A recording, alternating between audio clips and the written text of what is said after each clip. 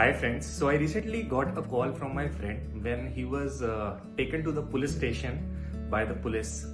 तो रीजन ये था उसको पुलिस स्टेशन ले जाने का कि उसकी रोड पे किसी से लड़ाई हो गई एक ऑटो वाले से और उसने ऑटो वाले को मारा और ऑटो वाले का खून आना स्टार्ट हो गया and as a result it became a police case and police took both of them to the police station. तो उसका मेरे पास फोन आया कि अक्षय ऐसे ऐसे पुलिस ने अरेस्ट कर लिया है, प्लीज स्टेशन आ जाओ।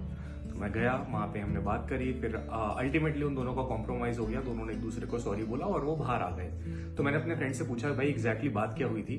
तो ही सेड कि मैं बाइक चला रहा था, उसने नई रॉयल एनफील्ड ली है और जब वो बाइक चला रहा था तो उसके सामने एक ऑटो वाला चल रहा था जो हर 10 सेकंड में 20 सेकंड में रुक रहा था। It was a shared auto ताकि वो और ज्यादा सवारी बिठा पाए और ज्यादा लोगों को बिठा पाए और थोड़ा सा ज्यादा प्रॉफिट अर्न कर पाए।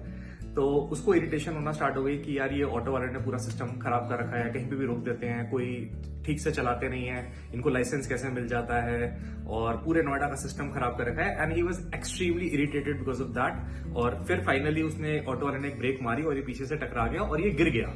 तो एज अ रिजल्ट इसको बहुत ज्यादा गुस्सा आया and then he stood up and they started fighting. Now he was also somewhere down the line guilty of feeling guilty at least of beating up the auto guy. तो he asked me कि यार अक्षय, मैं इस गुस्से से भी बाहर आना चाहता हूँ। आज तो मैं बच गया क्योंकि उसको ज्यादा नहीं लगी और बात ज्यादा नहीं बनी, but I want to come out of this issue of having extreme anger in a lot of cases. तो अब हमारे डिस्कशन स्टार्ट हुआ कि उसको इस एंगर से कैसे बाहर निकाला जाए। Also I work as a corporate trainer, speaker, coach. So he was like कि तू इस इंडस्ट्री में है, तू बता। तो if I just started how to help him out and what to do with him, so I just asked him simply कि मैं तेरे को एक होमवर्क दूंगा 10 दिन का, अगर तूने ये कर लिया I assure you will be out of this।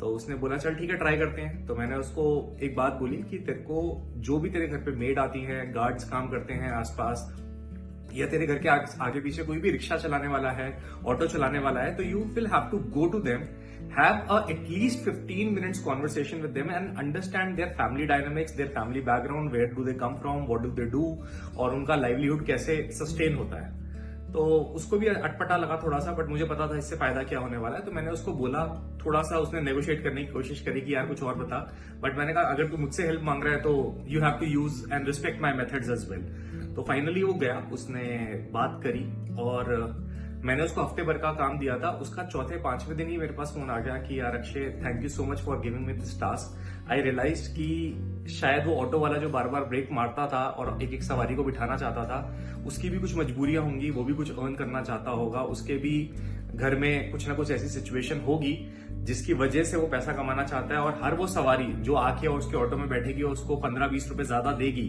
उसके अल्टीमेटली फैमिली को मैटर करता है वो अमाउंट। तो नाउ आई रियलाइज कि वो अपनी जगह गलत नहीं था और मेरी गलती थी कि मुझे उससे लड़ना नहीं चाहिए था और शायद साइड से चुपचाप निकल जाना चाहिए था।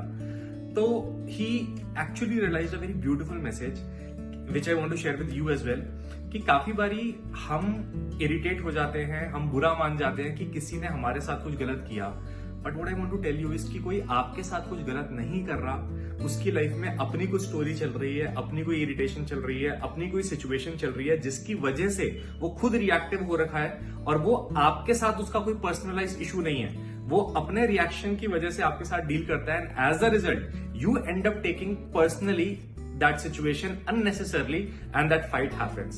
तो अगर आप दूसरों को थोड़ा सा अवॉइड और इग्नोर करना सीखें और रियलाइज करें कि शायद वो आपसे नहीं लड़ रहा, वो अपनी पर्सनल लाइफ में किसी सिचुएशन से लड़ रहा है, and you have this beautiful ability of forgiving somebody, your life will become even more blissful. So thank you so much for watching and have a great life ahead.